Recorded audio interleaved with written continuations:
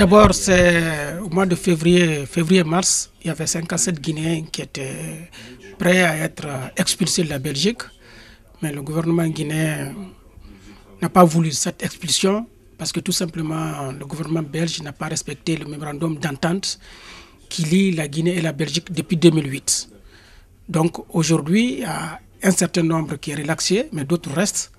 Et nous sommes maintenant en route pour la Belgique pour rencontrer les autorités chargées de l'immigration pour voir concrètement la situation de ces Guinéens détenus dans les centres de détention en Belgique. Est-ce que vous avez un message direct envers les autorités belges?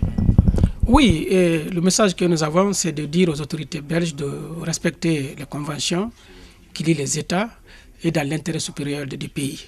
Nous, la Guinée, nous ferons tout pour respecter les conventions qui ont été signées, mais de l'autre côté, nous demandons à ce qu'on respecte.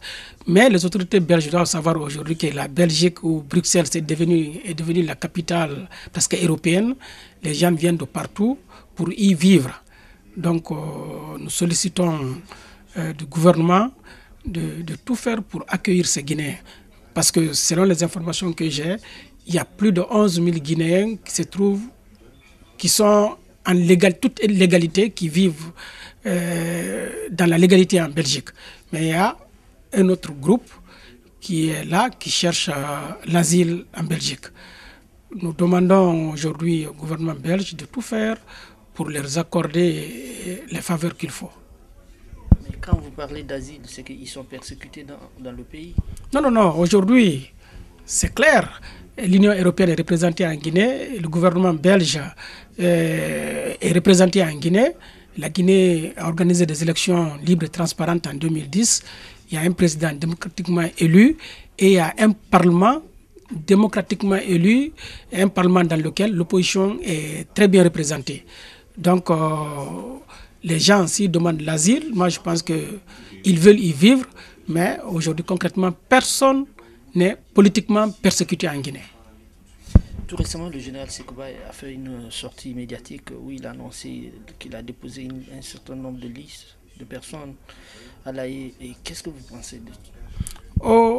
Ça, en tant que citoyen guinéen, je pensais que le général Sekouba Konaté a été ministre de la Défense du CNDD. Il a été président de la transition en Guinée.